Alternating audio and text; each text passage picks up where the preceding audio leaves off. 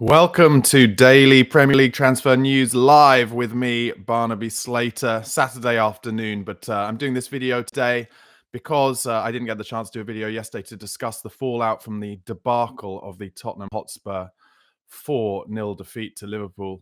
But also to tell you that every day from next week, I'll be doing my videos live at 12:30 every afternoon. So please do get involved and get in the chat whilst I do it. But more importantly, to the Premier League transfer news, the Prem's sporting directors are already back at it, sniffing about for the summer deals that may save their jobs. And Johan Lang is no different, with reports of Tottenham finally trying to shore up the midfield that so regularly gets opened up far too easily. Meanwhile, I'll also be discussing the fallout, as I mentioned, from that Liverpool debacle and bringing you the rest of the Premier League's transfer tittle-tattle. Guys, thank you so much for tuning in.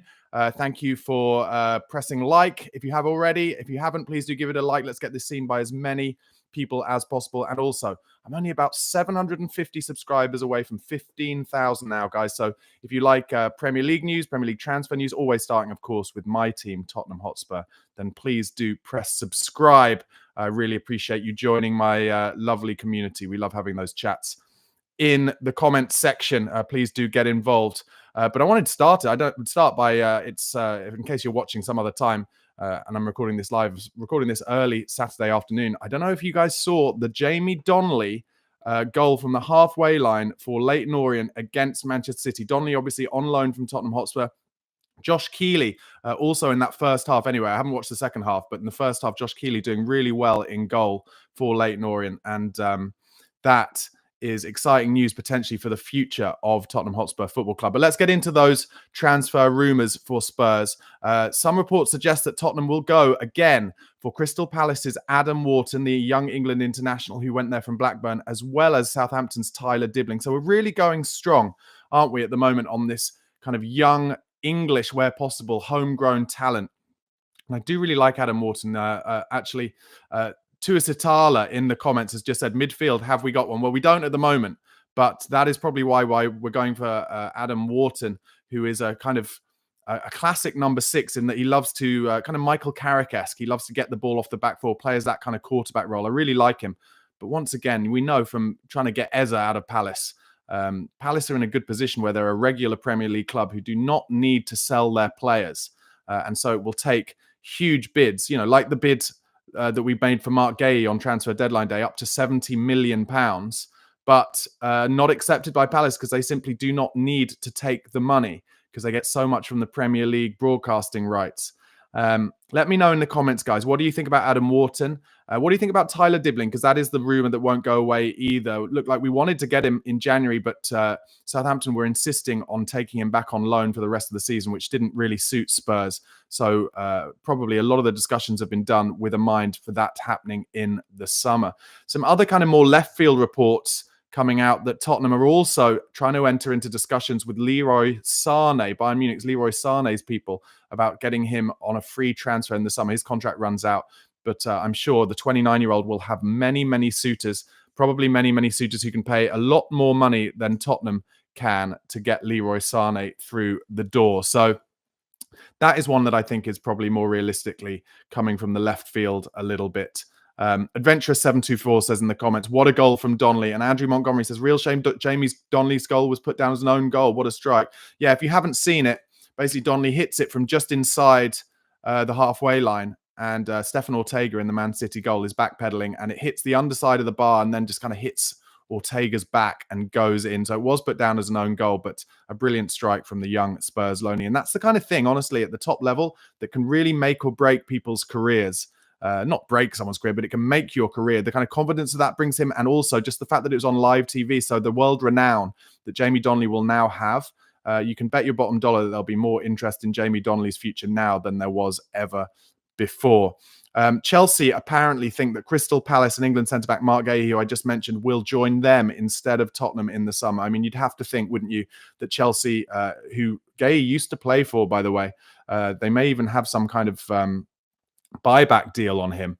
And their centre-backs at Chelsea this season haven't been brilliant. They got Tosin, obviously, on a free transfer from Fulham. Spurs were interested in him, but he went to Chelsea in the end, and he hasn't really ripped up trees. Dizazi, obviously, hasn't done well there, and has gone to Aston Villa on loan, another one that Tottenham were interested in.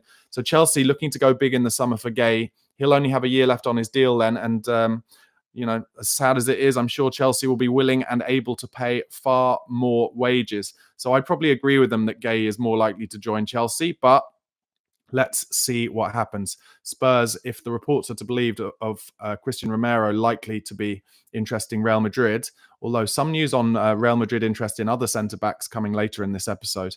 But if Romero does leave, then I think Spurs will want to do what they did with Harry Kane, which is buy in who they think will be a replacement before he leaves. That's what they tried to do with Richarlison. Obviously, that hasn't worked out, but they will probably look to do a similar thing, and that's why I think they tried to get Mark Gay in. There is apparently a £62 million release clause inserted into Matheus Cunha's new deal at Wolves. It's a 4.5-year deal, but if anyone goes to £62 million for him, there will be no restrictions on which clubs can activate that deal, and he will then get a chance to move to that club if he's interested. So he's another one that was on Spurs' list.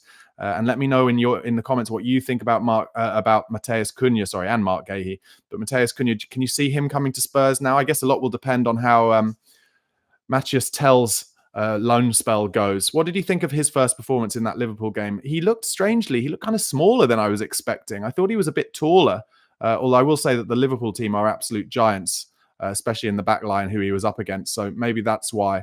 I thought his first touch looked good. Thought he was popping it off well. I liked the fact that he was trying to call his teammates into a press when none of the senior players were seemingly willing to do it. And obviously, we didn't make him any chances, and we didn't really get to see a chance of or get to see him running at any of the defenders. But hopefully Tell's loan deal will go well. And now Richarlison's injured. He'll have to play from the start tomorrow night in the 9 position against Aston Villa, won't he? So let's get into the fallout from that Liverpool game, guys. Thank you to all of you watching this live. Please do press the like button if you haven't already. And for anyone not watching this live, as I mentioned, I will be doing all of my episodes now from next week at 12:30 every weekday live on YouTube. So come on in, get in the comments, and I will talk to you guys during the live episodes. Zainin Osman says, Kane back to Spurs. Is that a possibility? Well, I did talk earlier this week in one of my videos about the reveal this week that Harry Kane's release clause activates in a year's time, next January, and I think it's at £54 million. But that is for any club. But what happens then is if a club bid that and it activates, Tottenham have the chance to match it straight away. So that is an interesting one to see what happens in a year's time. £54 million for a 32, 33-year-old probably seems unlikely for Spurs, but you never know. Daniel Levy's heartstrings may be pulled, or he may need to get a buy-in like Harry Kane to defend him against all the protests about him. Now that Spurs are not going to win the Carabao Cup, which I thought was their best chance of winning any trophy, I think the heat is going to rise on Daniel Levy very, very quickly indeed. Anyway, so obviously Ange Postecoglou did a big press conference yesterday before the Villa Cup game, but of course he was asked a lot of questions about the Liverpool defeat. He'd hardly had any sleep. They only got in at 2 a.m. the morning before. The press conference was at 10:30. But he said this, this is what he said straight after the game. He said, the major lesson to learn is that we can't go into games like this looking to protect or try to get results in other ways than what has got us to this point. Now, this brings up an interesting question. And I've listened to, I listened yesterday to View from the Lane podcast, and I listened to The Fighting Cock, and I listened to The Tottenham Way. And if this question has been popping up a lot, and I wanted to ask my audience what you think. Do you think Tottenham played so passively against Liverpool because that is what Ange Postecoglou suggested to them? And I would say for the same question for the Brentford game as well. In these two games, do you think Spurs played so passively because Ange decided to change it and that is what he told the players to do? Or do you think it's a possibility that the players took it upon themselves to actually think the only way we've got a chance of winning away from home in the Premier League at Brentford and of getting a result against Liverpool is if we sit deep and play passively and do not play, what we call Ange ball? I do think we've got to an interesting point with Ange Postecoglou where I actually think there's a chance that the players, and probably leading with the senior players, have taken it upon themselves to maybe say, actually, we're going to sit deep, we're going to play passively because we're losing too easily, we're conceding too many goals. And obviously it's difficult because against Brentford, it worked. But then against Liverpool, we just went out with a whimper and it was ugly. And therefore, when Ange says this, it's a major lesson to learn that we don't go into games looking to protect. Is he saying, if you read it between the lines, is he saying to the players, No point doing that because you're going to lose anyway. So stick to what I'm telling you to play. Let me know what you think. Kieran Proper says in the comments, I doubt Ange said to play passive. I think our players are just so tired that it's hard for the players to play aggressively. Yep, that could also be a point. Excellent point there, Kieran. And thanks for writing it in. Writing in the comments. He also says this, Kieran, let's just get the win tomorrow to get the good feelings back in the club. We're still a favourites for the Europa League, and with our first team coming back for it, I think we have a great shot. Well, those of you who watch my videos regularly will know that my big problem and my big issue for Ange, and I'll say it again, I want it to work for Ange desperately. I really, really do. But it's the recurrence of the injuries. I mean, firstly, why are we getting so many injuries? And for the first time, I heard a theory the other night, which hadn't crossed my mind, but it's an interesting one. Obviously, under Pochettino and under Conte, we heard that they are the hardest managers in terms of getting the players to train ridiculously hard every single day. And I've been saying it must be kind of similar with Ange and his relentlessness, and that is what's causing the muscle injuries. But is there a possibility that he's not training them hard enough? And therefore, they're getting muscle injuries because then during games, they're expected to be relentless and never stop. And their bodies cannot cope with it. Let me know what you think in the comments. Meanwhile, obviously after the game, I think it's worth bringing this up because Jamie Redknapp was absolutely scathing about the performance. He said, I cannot remember a team in my lifetime who've gone down with less of a fight than Tottenham did tonight. Not a single shot on target in a semi-final second leg when you're trying to change the course of your history. I feel sorry for those young players. The manager, Jed Spence, played about 14 different positions tonight.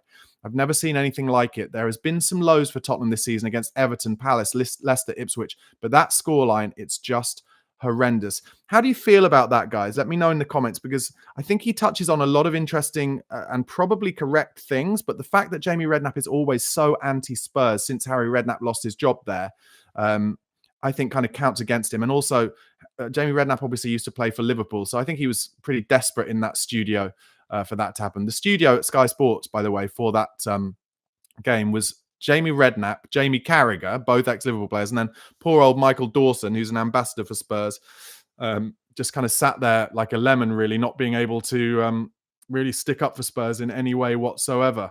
I mentioned Spence there and what Redknapp said about him. Just in the comments there, Yogi Berra said, Spence still looking awesome. So happy he's in the Europa squad now. Yeah, I will be getting to the Europa squad changes later in this episode, guys. So keep an eye out. But please do keep getting in the chat, guys. I'll try and engage with you as and when I can. So in yesterday's press conference, Ange Postecoglou was then asked if the players had anything about them, meaning, do they have the kind of fight and the balls to stick up for these for themselves in these kind of games? He said this, there's plenty about them.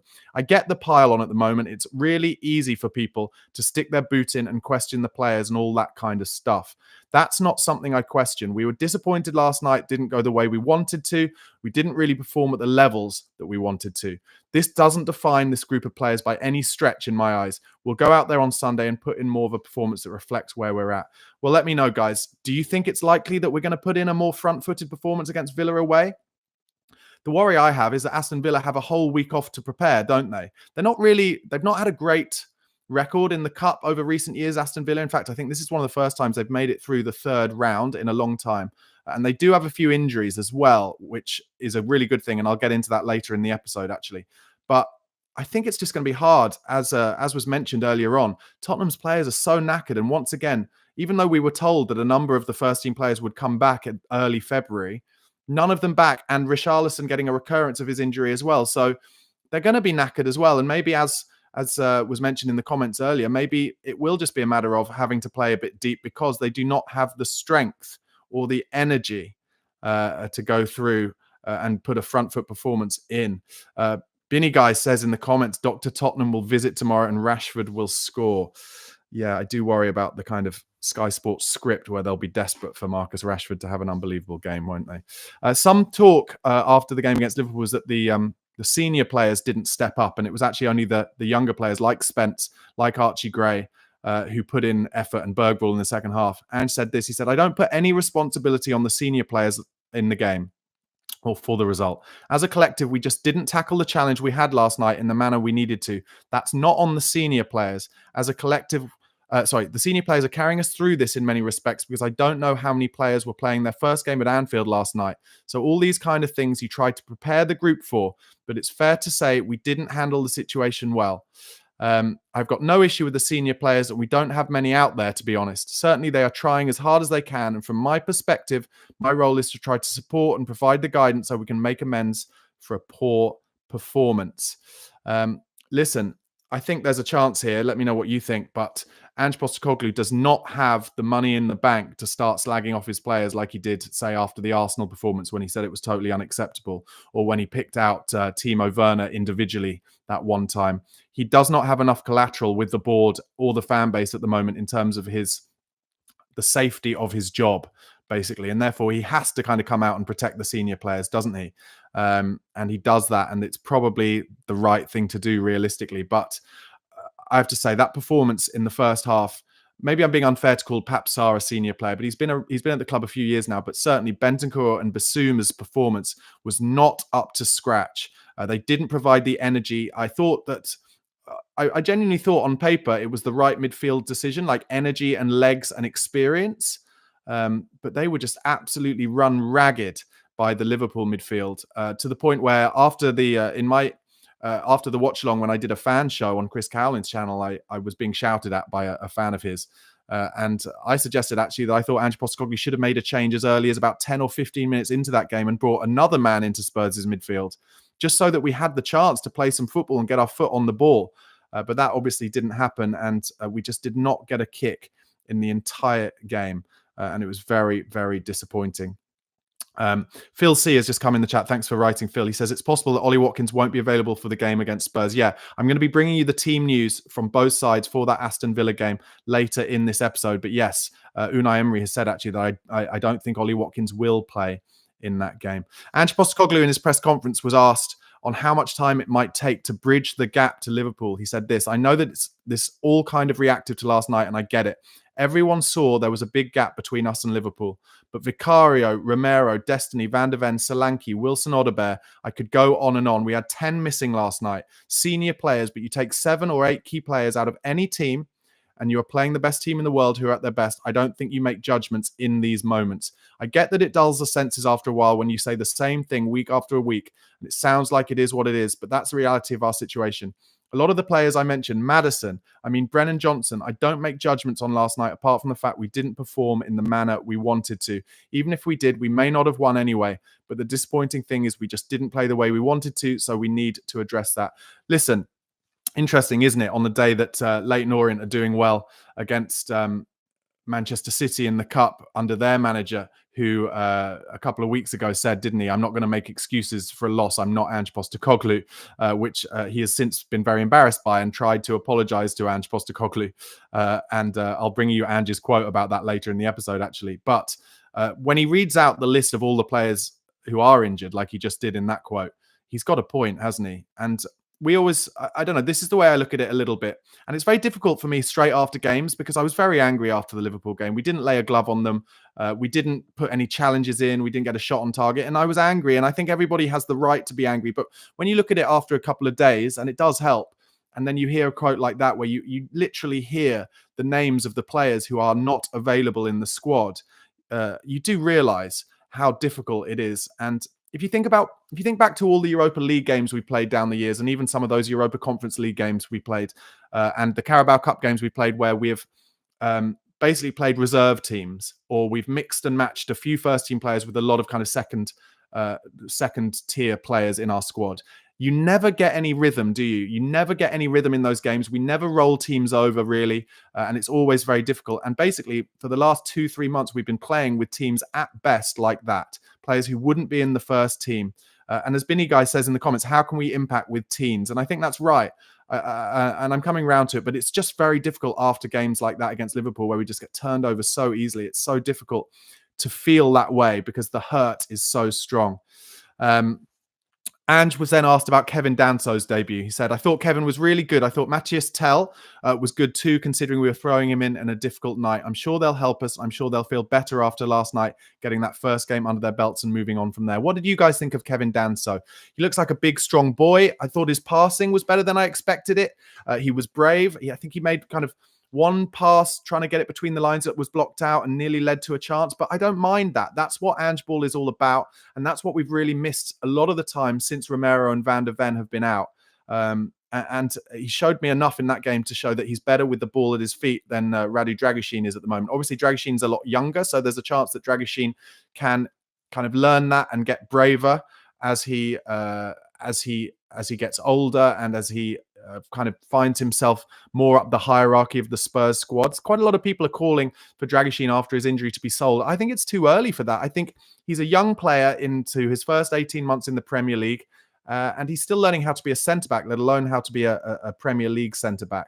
So on that basis, I think we give Dragusin time. But I think for the meantime, Danso looks like a good replacement and good in the air as well. I like that about him. Obviously, as I've mentioned earlier in this episode, Richarlison injured yet again. Ange said this about it. It's disappointing for him. And, obviously he was emotional last night because he worked really hard to get himself back. But again, it's another setback that he's going to have to deal with, that we're going to have to deal with, and hopefully we get him back as soon as possible. I've been saying this for 6 months, probably longer, 8 months. Richarlison, he doesn't get on the pitch nearly enough for Spurs.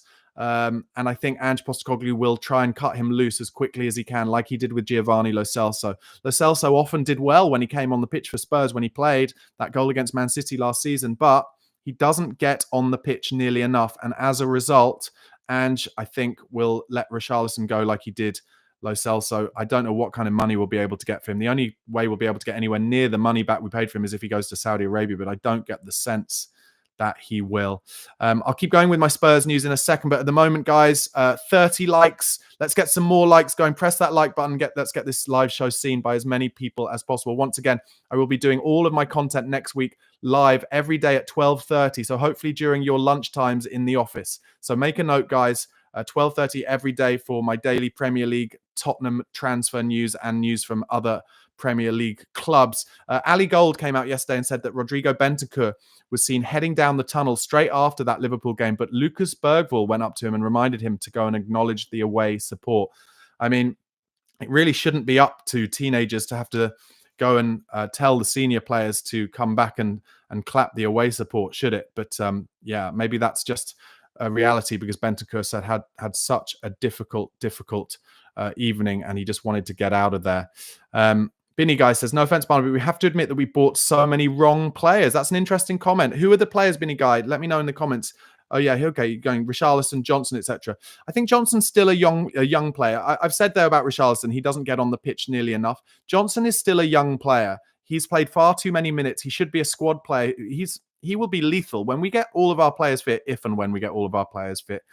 Brennan Johnson will be an absolutely lethal option off the bench when opposition teams are getting tired and there are gaps. And then that's where his confidence can really rise. I think with Johnson, in the last 2 months before he got injured, he just looked so spent. He'd played far too many minutes. He looked completely knackered. And as a result, that's probably why he got injured. He was in the red zone. He gets his muscular injury and he's out. So hopefully when he comes back, he won't get re-injured and he'll be fit again to kind of really utilize what he's got. He's really elite when it comes to crossing across the box, getting in at the back post, and he's a good finisher as well, Brennan Johnson. So I'm not, it's totally okay for you, Benny Guy, to think he's not a great player, but I think he is going to turn out to be a really excellent Spurs player. He's only 22. Do not forget that. Maybe not even that. Postecoglou was then asked on the possibility of injured players returning soon. He said this: the ones who are definitely close are Vicario, Destiny Udogie, Wilson Odobert, James Maddison, and Brennan Johnson at a stretch. They should all be back by midweek next week in terms of training or the week after. Over the next 2 weeks, they should be available. Van der Ven will probably be a bit of a slow burner. Now, I want to talk about the Van der Ven thing. It's fishy, isn't it? It's fishy. It was said after he had the 45 minutes that he felt good, and then later that week, he said he felt he wasn't up to playing in the Premier League. Ange then said in a press conference he hadn't re-injured himself. However, now it's going to be a slow burner. What do you think that means? Let me know in the comments. I'm really confused by what's happening with Van der Ven. If it's the case that they just are so desperate for him not to re-injure his hamstring again, and they're trying to build up as much strength into it as they can, then give it another month as far as I'm concerned. In fact, don't bring him back before the Europa League. There's really no point. The Europa League is basically all we've got now. It's our only chance to get into the Champions League and I think just mother Van der Ven until the Europa League time. Yeah, as Yogi Bear says in the comments, got to baby those hamstrings. I completely agree. But tell us that. Do you know what I mean? Like, just tell us that. Say, I want Ange to come out and say, look, he's had 3 hamstring injuries in the time I've been here, and we just want him for the Europa League run. So, he had 45 minutes. It felt a bit sore, so we're going to baby him, exactly as Yogi Bear says. Gary Beck says, seeing a lot of rumours that both Van der Ven and QT won't play again this season. I'm hearing some of those rumours true, but I don't know why now that the transfer window is shut, why Ange Postecoglou wouldn't be just saying that if that's the case. Unless Ange is now trying to defend himself because of his injury record, the injury record of the players since he's been there. I don't know. I can't really, I can't really say I think those rumours are true. I think they're just probably rumours, but let's see what happens. Ange was then asked in the press conference about getting back to playing our football, by which they mean Ange Ball. He said, yes, look, that is probably our main objective now, to play a little bit more like ourselves. It won't be easy because Aston Villa are a good side and playing at home. Again, it will be a challenge with literally the same group of players backing up, but there is an opportunity for us there, and we want to make sure we tackle that opportunity in the right way. How do you guys feel about this game tomorrow night? Do you want Spurs to go out on the front foot and try and control the game? Or do you think our best chance of winning it is to sit back and try and hit them on the break? I don't know.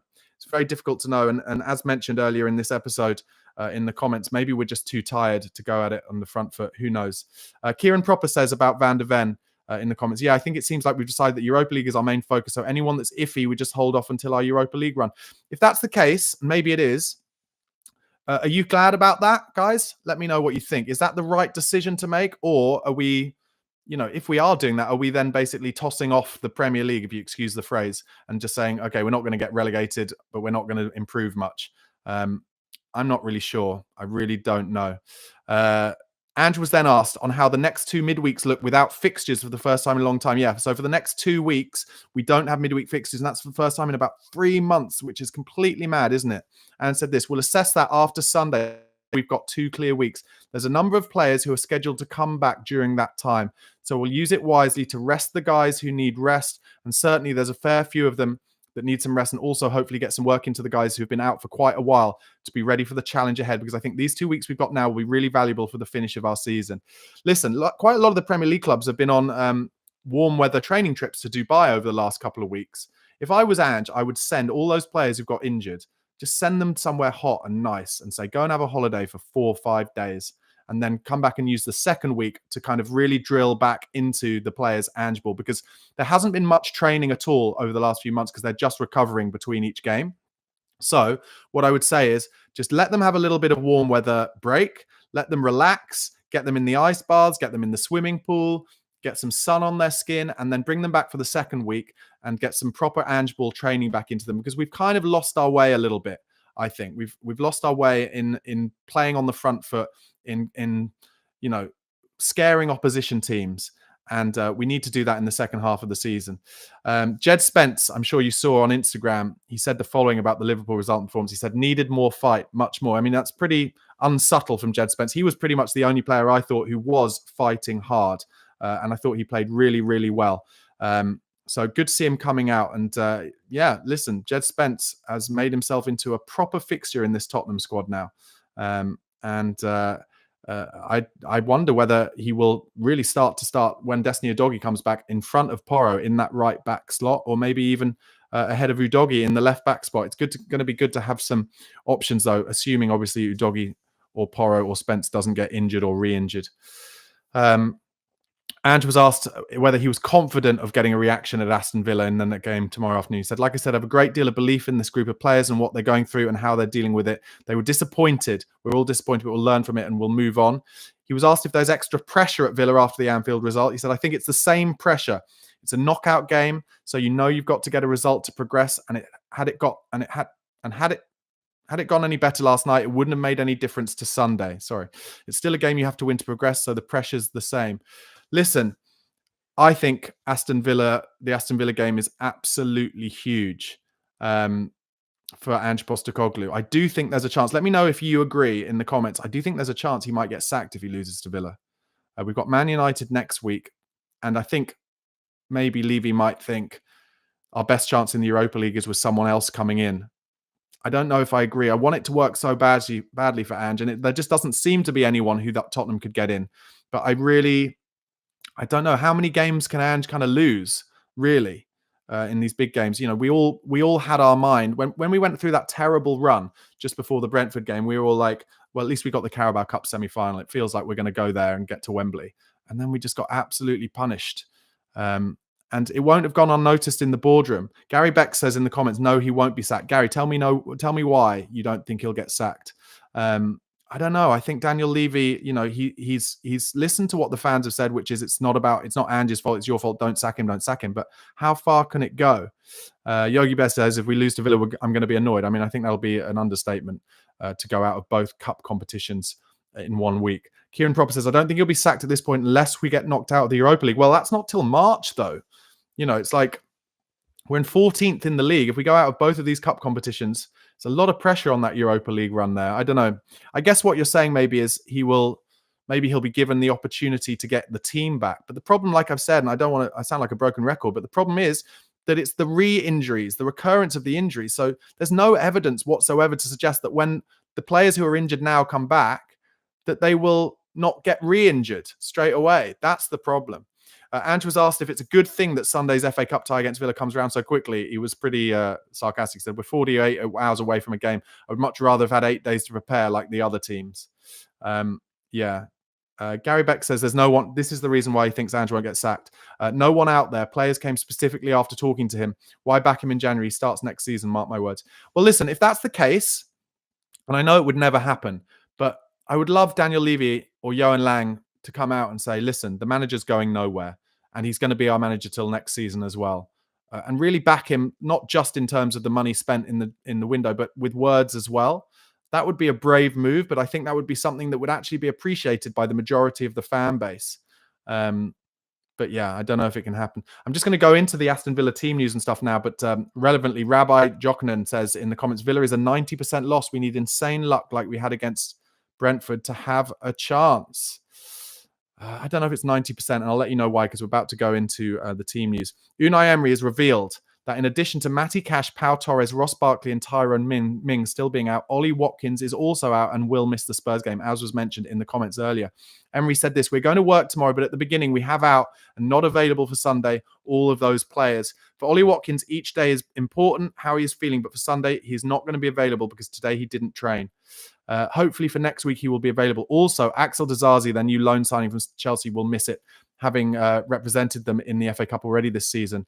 And they are in line for 2 debuts for Aston Villa, Marco Asensio and Marcus Rashford. And as I mentioned already in this episode, that is where the Sky Sports script will be, won't it? Marcus Rashford having a great performance and sticking a finger up to Manchester United. Let's hope it doesn't happen. Guys, we're on 47 likes for this live video. Let's get to, if you haven't pressed a like already, please do press that like button. Let's get up to 50 likes. The more likes we get, the more people will be able to see these live videos. And once again, I will be doing all of my daily content next week at 12:30 every afternoon live on YouTube so that we can get chatting to the audience during the videos as well. So please do keep a note out for that. I'll be doing my daily Premier League transfer videos, always, of course, starting with Tottenham Hotspur and bringing you all the Tottenham news every afternoon at 12:30. So if you're at work, you can watch it whilst having your sandwiches at lunch. Unai Emery was asked about facing Spurs in the Cup. He said, I have respect for Tottenham, huge respect. They have some players injured and some doubts during the league season, but they have a very good team. The coach showed his capacity in playing very good football last year and sometimes this year too. We lost against them in the only league match. We played 4-1 and they played fantastically. On Sunday, I'm waiting for them, expecting from them their best performance. We watched the match yesterday against Liverpool and we're going to analyse not only that, but the match they played before. They have players out with injury, but their players are going to be very available for Sunday, are very good players. They have all of my respect. Yeah, I mean, he's just saying what he has to say there, really, Unai Emery, isn't he? But I think it's going to be a tough game. I really do. I think all we can kind of hope for is that Aston Villa, still being in the Champions League and having made it into the top 8 of their group in the Champions League, kind of don't see the FA Cup as that important to them. That is all I can hope, and that maybe their motivation levels are low. But I kind of expected that from Liverpool in the second leg of that Carabao Cup semi-final, and I was completely wrong. Liverpool was so motivated, really motivated. Ange was asked about proving people wrong at Villa. Ange said this, no, because I don't know which people I'm meant to be proving wrong. Ange getting quite bullish in the press conference. He said, I said last night, it's irrelevant to me what other people's opinions are. People are on the TV and the radio and in the newspapers to give opinions, and I respect that. They're allowed to do that, but I don't have any obligation to listen to any of it. to get fueled by the comments of people I've never even met. I don't know how you live your life, but I certainly don't live my life that way. That's with all respect that they're there to give an opinion. It's not like I want to be successful here so I can go to these people and say to them, look, you're wrong. I don't even know them. Why would I care where they think we're at? They're a million miles away from us, but they're allowed to have their opinion. We're an easy mark at the moment. And look, after last night, meaning the Liverpool game, there are times you've got to just take it, keep your counsel and atone for it in the way that only matters. And that is with playing the football that I know we can. So bullish from Ange Postecoglou there, saying he doesn't care what the likes of Jamie Redknapp and Jamie Carragher are saying, and he wants to prove them wrong on the pitch. I, for one, hope he's right. He was also asked in the press conference about taking criticism on his shoulders. He said, no, it's not about taking it on my shoulders. As I said last night, it doesn't really direct me what I do or what I think. We're an easy mark at the moment. I get that. By easy mark, that's kind of a phrase, isn't it? To say basically we're an easy target. Obviously, making a semi-final is an absolute disaster because we didn't play well last night. I assume not making the semi-final would have put us in a better place, being sarcastic again there, Ange. But that's the way people are seeing us at the moment. We're an easy mark, like I said. When we have a disappointing night like we did, it gives an opportunity for everyone to go as hard as they can. That's fine. There's only one way to change that, and that's with us just getting back out there and playing the football I know we can and getting a result on Sunday. Well, listen, I would do anything for us to get a result on Sunday, tomorrow night against Aston Villa away. It would really I think it would bring some confidence back for the rest of the season. However, two things. One, I really fear that it's going to be incredibly difficult to get that result. And secondly, Liverpool's still in the competition. What are we going to do? Just hope we don't ever have to play Liverpool again, or just hope that we can only play Liverpool or one of the top teams if we get past Aston Villa, if it's past March when we've got all of our players back, and assuming and hoping that they don't get re-injured. Hasper TV, thanks for commenting, mate. He says, we need to hope that they have an off day, but Rashford will probably start and score. He's going to be out to prove a point. Players we have can get a result, but with these poor / lack of tactics, less likely. Simon Cohen says, hi, Barnaby. Just watched the Orient game. Keeley played well. Yeah, Josh Keeley in goal. Leighton Orient lost 2-1 at home to Man City, but put up a great fight. And as I said at the beginning of this episode, if you didn't see it, go and check out Jamie Donnelly's strike from early in the game where he chipped Stefan Ortega from the halfway line pretty much. Absolutely unbelievable.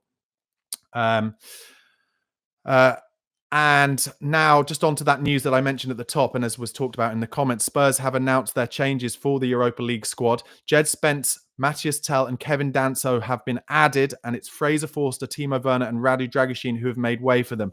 Now, as I mentioned in a video yesterday, there are some reports that if Tottenham were to lose Vicario to injury, they might be able to bring in another goalkeeper, which would be, of course, Tony Kinski in that case. Let me know in the comments if you know any more about that, because I actually don't know it for sure. It's just something I heard on the Extra Inch podcast. If you don't listen to the Extra Inch, make sure you do.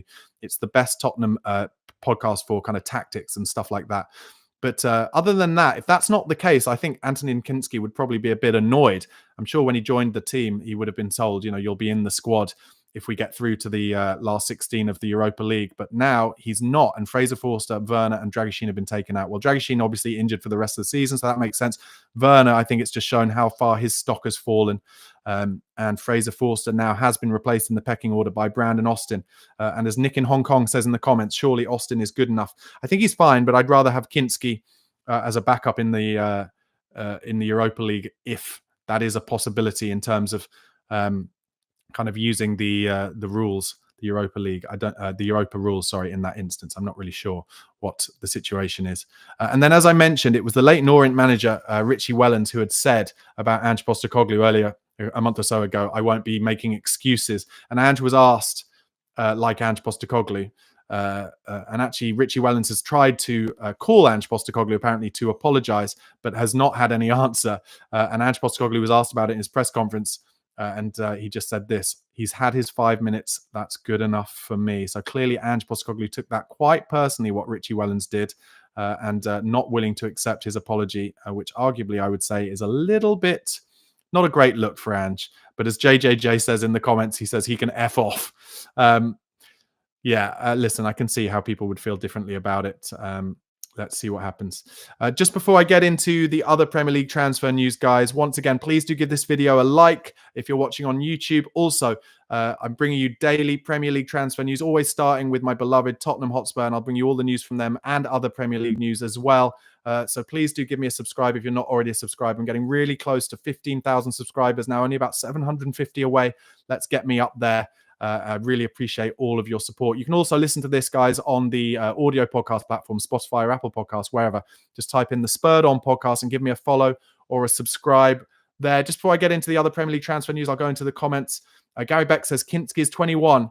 He'd have been promised minutes, but that's it. He isn't Jan Oblak yet. No, he's not. But I do like his starting position. I like his distribution. I like his bravery on the ball. I think Brandon Austin has done well whenever he's come in for Spurs, but I think Kinski is a better option for now in terms of how he kind of pushes us up the pitch. Kate Rixon, thanks for your comments. Says Sonny, we need to try and put a shift in. Sonny needs to try and put a shift in, not a lackluster performance. He needs to pass the ball, not keep giving it away. We also need to put the ball in there. Well, yeah, all good points. I think Sonny's just knackered, isn't he? He's played so many minutes. He's into his 30s now. His legs are just absolutely spent, and we need more players back from injury so we can rest Sonny a little bit. Nick in Hong Kong says, did Sonny stop tackling after he accidentally broke that guy's leg a while ago? Talking about the Everton player, Gomez, aren't you? Is it Gomez? Was that his name, the Everton player? Anyway, it wasn't really even Sonny's tackle, was it? But no, Sonny's never really been a big tackler. Let's put it that way. Phil C says regarding the Aston Villa game, there's no way Rashford is match fit. He played his last competitive game back on December the 12th. Yeah, so maybe that means Rashford is more likely to start on the bench. Nick in Hong Kong, though, says Rashford hasn't scored for ages, so he'll net for sure. And Simon Cohen says about the Aston Villa game, drop Bissouma and play Bergvall tomorrow. I would agree. I'd probably play Bergvall. Would it be in front of instead of Bissouma? I'd probably still start with Bissouma and Bentancur, and maybe play Bergvall in the midfield with them, or bring Kulusevski into the midfield as the 8/10 and maybe play Tell starting off the right and Sonny on the left. But no, Tell actually will have to play as the number 9. So no, probably Kulusevski will have to start on the right and Berg will come into midfield maybe for Sarr. I don't think Sarr's been in great form whatsoever, I have to say. But who knows? Who knows? Okay, going into some other Premier League transfer news. For me, maybe it doesn't interest you guys, and that's fine. But for me, I'm always interested to see what the other clubs are looking at doing in the transfer market. So rumours from Old Trafford that United are considering a move for Ipswich Town's Liam Delap, who's been on Tottenham's list as well. That's if they're unable to sign Sporting's Victor Gyökeres or Galatasaray and Napoli's Victor Osimhen in the summer. Manchester City keen to strengthen their squad and have set their sights on the Atalanta and Brazilian midfielder who was also on Tottenham's list, Ederson. As I said at the top of the show, we're looking at Adam Wharton from Crystal Palace. So it looks like maybe Ederson, who was on our list, is going somewhere who are willing to pay more wages. Chelsea and Newcastle and Man United apparently interested in Crystal Palace and French striker Jean-Philippe Mateta, who has yet to sign a new contract at Crystal Palace. I never really rated Mateta, but he's having a brilliant season, isn't he? Chelsea expected to lower their asking price for Keenan Dewsbury Hall. He's had a terrible time at Chelsea since signing from Leicester. He was one of the players I kind of thought Tottenham might have been interested in before he went to Chelsea. Newcastle apparently value Alexander Isak at £150 million. That is where the South Londoners are going to have to go if they are willing, or if they are interested in taking Alexander Isak. And of course, Isak will be on such a high wage at Newcastle because of Saudi. I don't think that's going to be a problem for them to keep him there if he doesn't want to leave. Newcastle have apparently rejected a bid from Galatasaray for Kieran Trippier. I want to give some props to Kieran Trippier. He had an amazing game against Arsenal in that League Cup final second leg the other night. Really got in their faces, and I thought there was a lot of Spurs in him that night. Meanwhile, Borussia Dortmund may have to sell 20-year-old English winger Jamie Gittens, who's a target for Liverpool, United and Chelsea if they don't qualify for the Champions League. He's a player that I really like, but probably above Spurs' pay grade at the moment.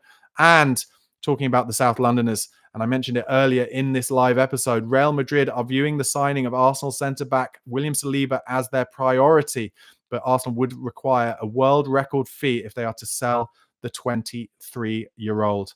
Okay, guys, thank you so much for getting involved in this live show. As I mentioned, this is the first of all of my content for the next while going to be live every weekday, 12:30 in the afternoon on YouTube. I'll be bringing you the daily Premier League transfer news, always starting with transfer talk from Tottenham Hotspur and bringing you all the Spurs news and then the other Premier League transfer tittle-tattle.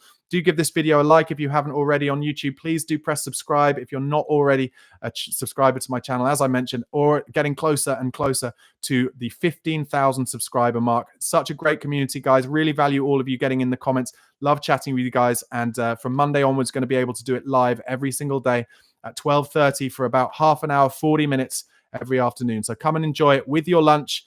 And looking forward to chatting to you. Have a great weekend, and let's hope for a big Spurs win at Aston Villa tomorrow night. Come on, you Spurs.